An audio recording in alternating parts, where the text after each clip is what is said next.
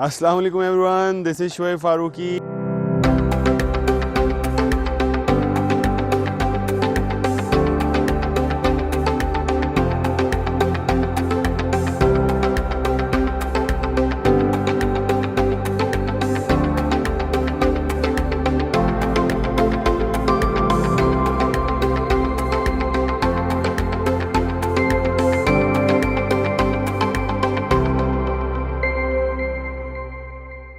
Assalamu alaikum everyone, this is Shoaib Farooqui again. I welcome you to That's the Point. Today we will gonna discuss a very interesting topic, and as my channel is being viewed in India as well, so I thought to have a discussion on Indian energy mix. So before we move forward, I request you all to don't forget to subscribe. That's the point. And if you like these videos and this information, please pass it on to your loved ones so we can propagate knowledge. So this small analysis is based on the EIA report, which has been published lately, and India being a neighbor of Pakistan, there is a huge consequences of whatever both countries do, and as far as the carbon emission is concerned, this energy mix is in discussion, and everybody around the world is looking to minimize the carbon footprint. But unfortunately, India is one of the biggest carbon emitter all around the world. So they are also focusing on bringing down the carbon footprint. Currently, if we analyze the energy mix, and we are going to analyze this energy mix in lights of what Pakistan is doing and what Pakistan should learn from India, and what India should learn from Pakistan. But currently, the Indian consumption of energy been decreased in 2022 after COVID, but or during COVID time. But lately, it is gradually increasing. The into 2021, it has grown to 10% of what it was in 2020. And coal continued to be the major contributor of this energy mix. This is around 44% of coal is being utilized by India to get their economic wheel running.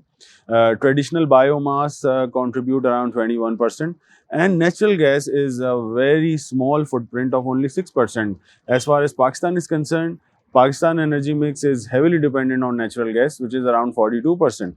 So there is a huge contrast of both neighboring countries, and India is focusing to increase the reliance on natural gas by 15% till 2030.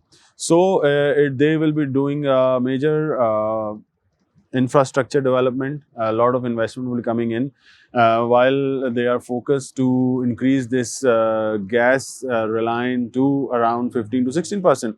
But on the contradiction, Pakistan is only utilizing 6% coal for their energy needs. So there is a huge contrast if we analyze the both wheels of energy mix between two neighboring countries.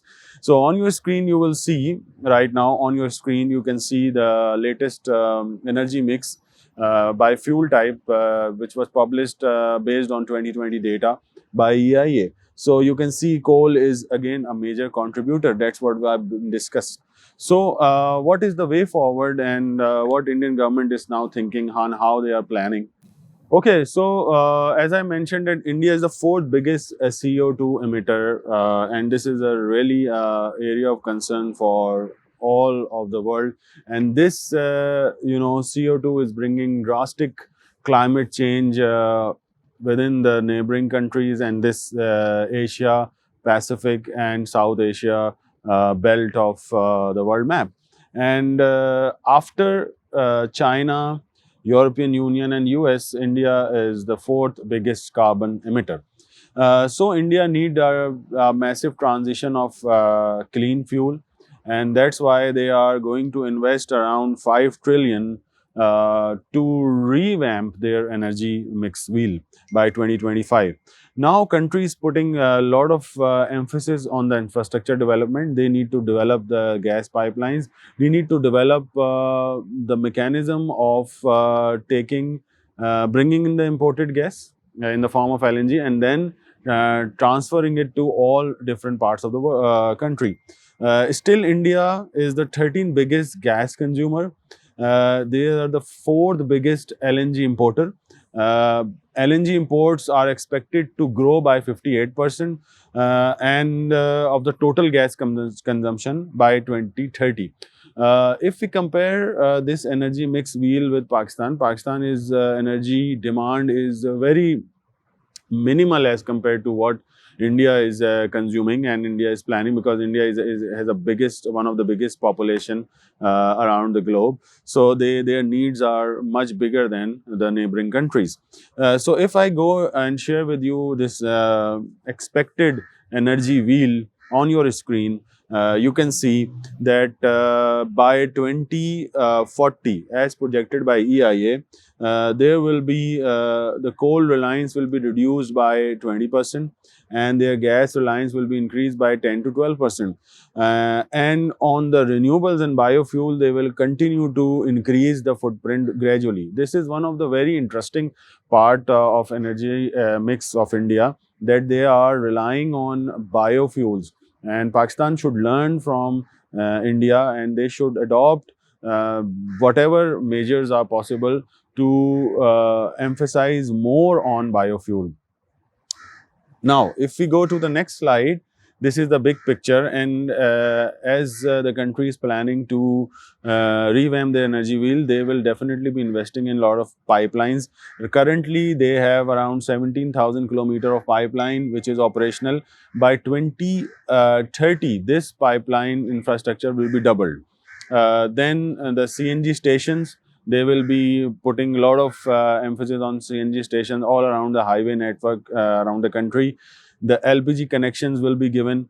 CNG vehicles will be increased. The population will be definitely increased, and you can see on the bottom of your screen that how they're gonna divide this natural gas mix to different sectors. They will be emphasizing more on fertilizers, power, and also refinery and petrochemical. So this is their bigger picture and the roadmap.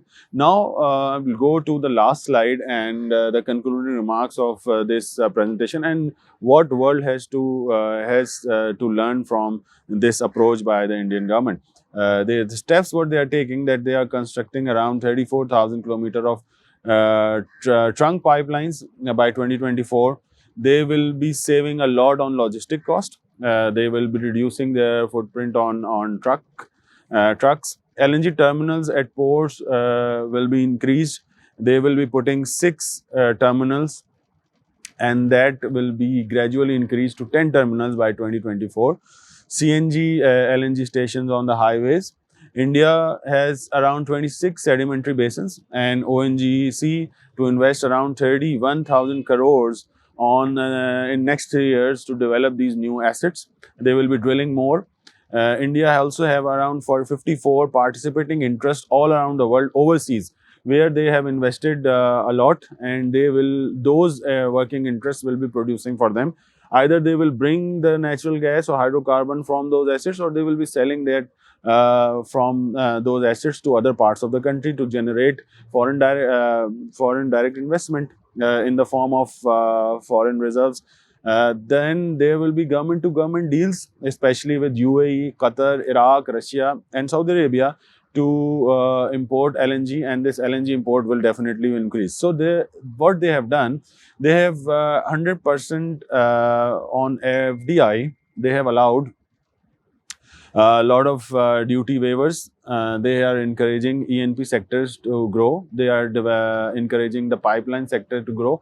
So that's why they can revamp the energy wheel. So what we have to learn from this approach is, then wherever there is a need, there is a way to. Okay, so India being the one of the biggest economies all around the world and biggest population around the world, their demands of the energy is increasing. So that's why they are taking major steps to diversify the energy wheels, and we can learn a lot from this approach. In Pakistan, we have a lot of opportunities in pipeline sector, in LNG import, LNG terminals, biomass, biochemicals, solar, wind. We can do a lot, and definitely technology can be transferred from Europe, USA to back to the South Asia, and both the countries can share this knowledge, and can do a lot betterment for their people. So this is what I have to say in this regard, and this small piece of information I believe will be very helpful for the professionals in Pakistan and also in India, for the students who are watching this video. My message is that innovation is the key. Whenever there is a need, whenever there is a demand, we need to innovate. So thank you very much for staying in touch with That's the Point. Your feedback is much valuable for me as an asset, and I will definitely improve these videos in future. So do share and like, and don't forget to subscribe to That's the Point.